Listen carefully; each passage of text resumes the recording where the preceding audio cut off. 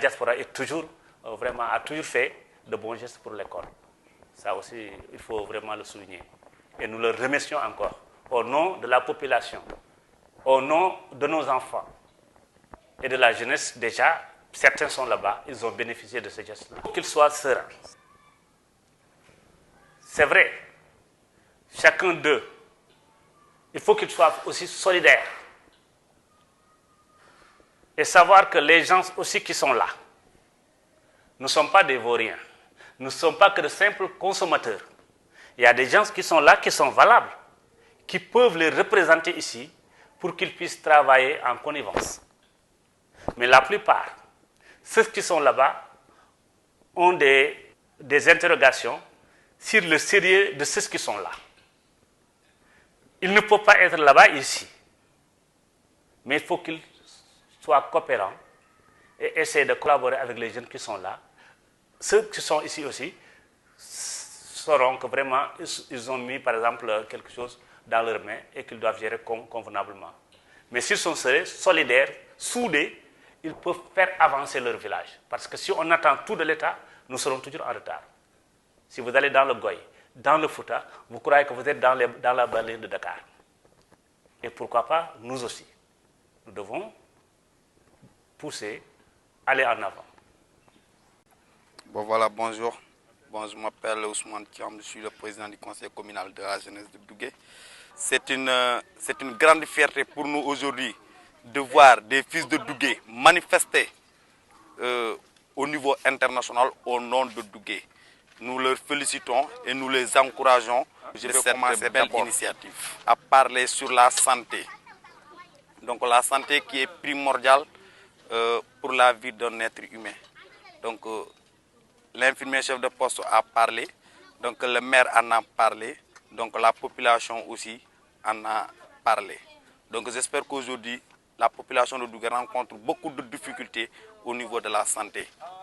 Donc nous avons visité toutes les salles de l'hôpital, notamment la salle de la maternité qui est la salle d'accouchement d'où viennent tous les nouveau-nés, tous les bébés. Mais c'est une salle vraiment qui n'est pas en bon état. Il y a beaucoup de dangers que nous pouvons citer dans cette salle. Donc il y a un manque d'électricité. Le nouveau-né, quand il est né, a besoin d'un climat qui est bon. Il n'y a pas de bon climat, il n'y a pas d'électricité pour les climatiseurs. Il n'y a rien dans cette salle d'accouchement.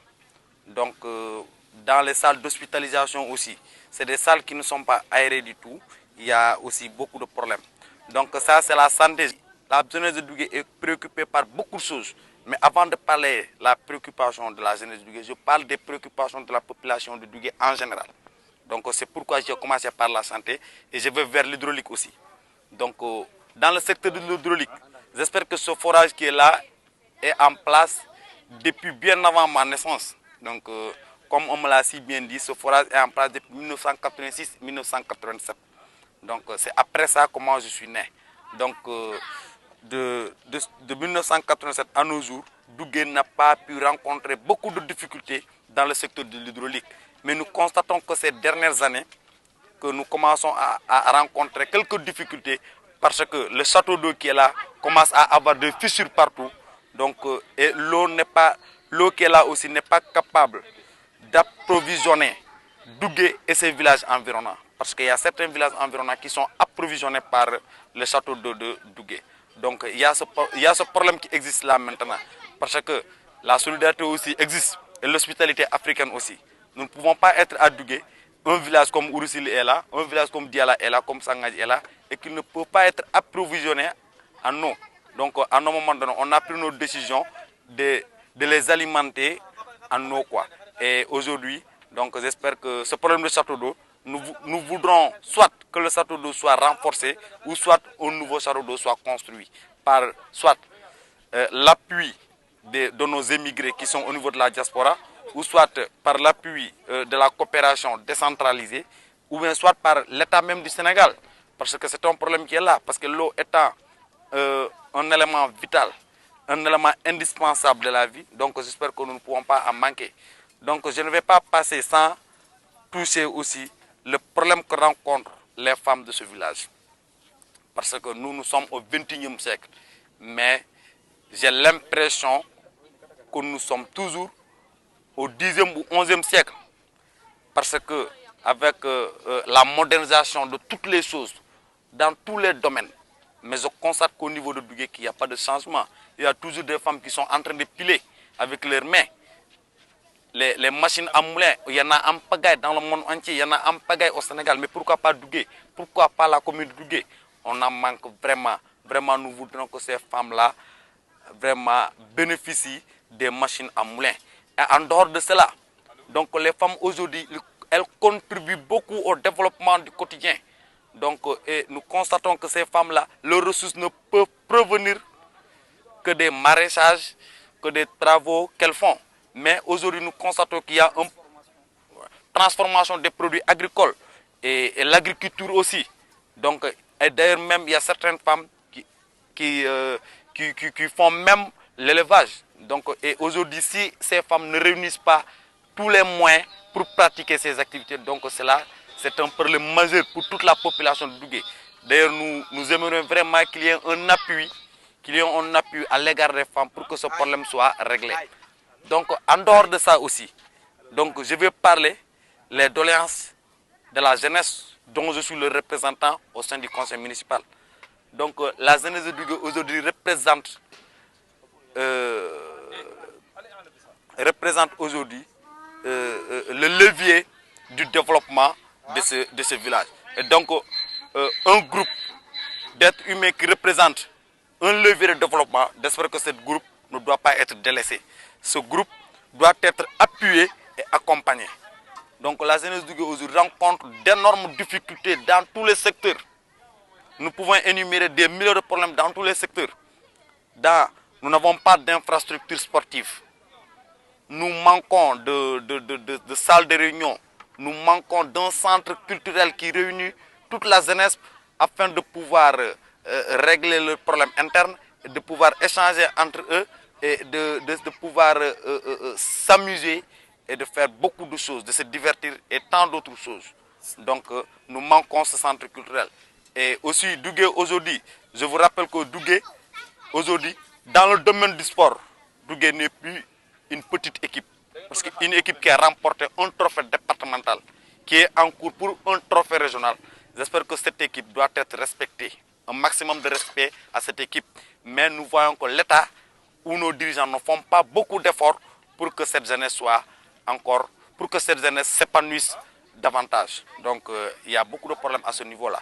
Parce que pour nous motiver nous aussi, ou bien pour motiver les jeunes qui pratiquent le foot, donc il va falloir qu'ils puissent bénéficier d'un terrain qui est confortable, d'un terrain vraiment qui est à leur niveau, d'un terrain qui est un peu aux normes et qui répond vraiment aux besoins d'un footballeur, même si ce n'est pas professionnel, mais d'un footballeur qui évolue peut-être dans un niveau qui est un peu intéressant. Donc il y a ces problèmes-là qui existent ici. Donc dans le domaine aussi de l'immigration, Dougué, nous naturellement nous sommes dans le Bundu. Naturellement ici, c'est une zone d'émigration.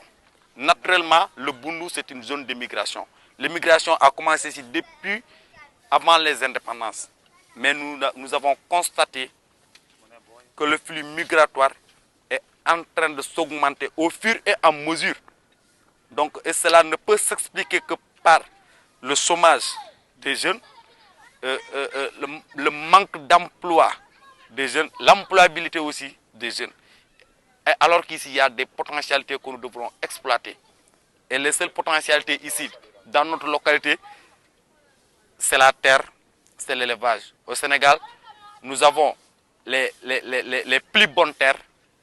Nous pouvons pratiquer l'élevage comme il le faut dans la région de Tambacounda et dans d'autres régions qui sont au sud et à l'est que les régions qui sont à l'intérieur du Sénégal. Donc nous avons toutes ces potentialités ici, mais nous ne parvenons pas à les exploiter. Donc il y a ce problème. Voilà. Voilà. Nous sommes dans un département qui est très vaste. Un département qui est à 17 000 km². Un département dont il y a beaucoup de jeunes. Il y a beaucoup de jeunes, mais nous constatons que nos jeunes sont en train d'aller risquer leur vie dans la Méditerranée ou dans le désert parce qu'ils n'ont pas de travail ici, alors qu'il y a la terre ici. Et nous pouvons nous développer par la terre, par l'agriculture. Pourquoi pas nos jeunes partent vers l'immigration clandestine, aller risquer leur vie dans le Sahara ou soit dans la Méditerranée? C'est quelque chose que nous déplorons. Nous le déplorons et nous lançons un appel d'aide, d'appui à tous les partenaires, à tous ceux qui peuvent apporter leur pierre à l'édifice pour que vraiment qu'on puisse vraiment stopper ce flux migratoire. Donc, pour qu'on puisse stopper ce flux migratoire, parce que dans le village de Dougué, depuis la déstabilisation de la Libye en 2011, nous pouvons constater qu'à Dougué, il y a plus de 20 jeunes qui sont aujourd'hui portés disparus, soit dans la Méditerranée, soit dans le désert. Donc nous le déplorons. Leurs familles sont là, ils n'ont pas leurs nouvelles. Il y a plus de 200 jeunes qui ont réussi à avoir accès à l'Europe.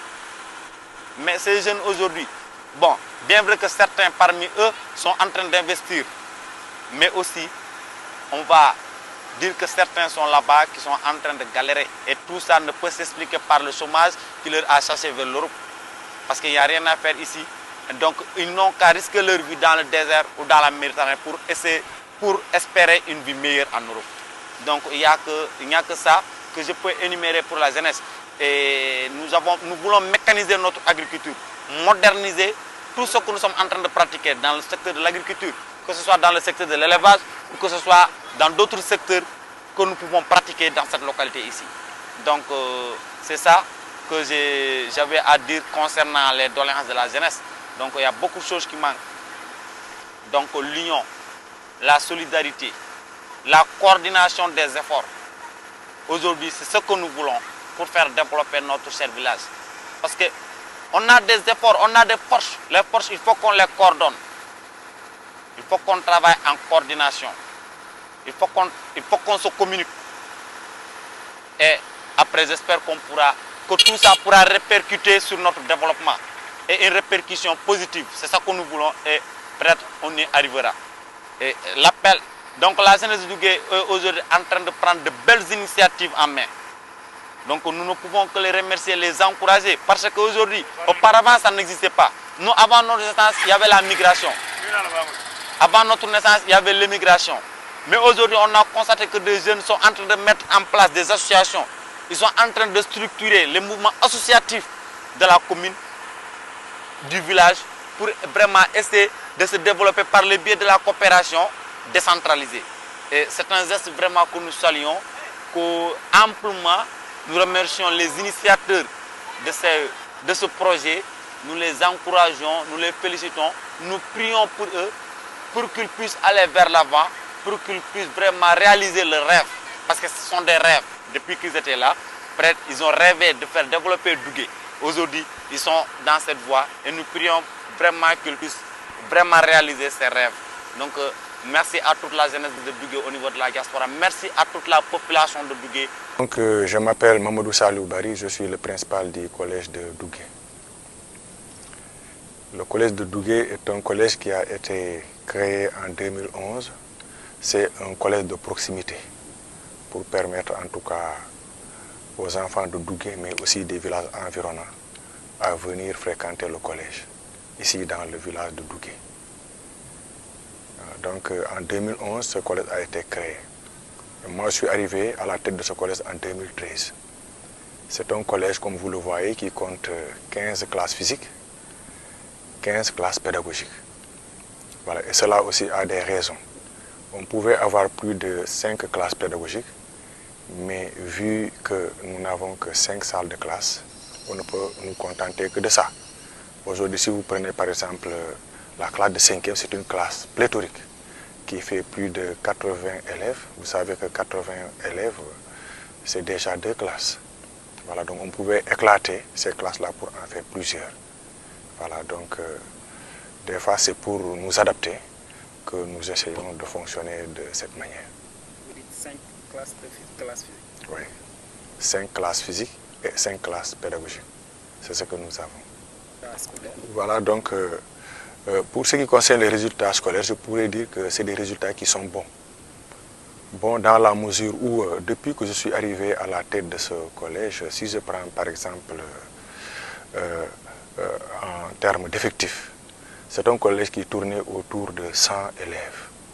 Aujourd'hui, le collège compte plus de 200 élèves. Voilà, donc pour ce qui concerne l'accès, donc nous y sommes déjà. En plus également, il y a le maintien. C'est un élément extrêmement important aujourd'hui.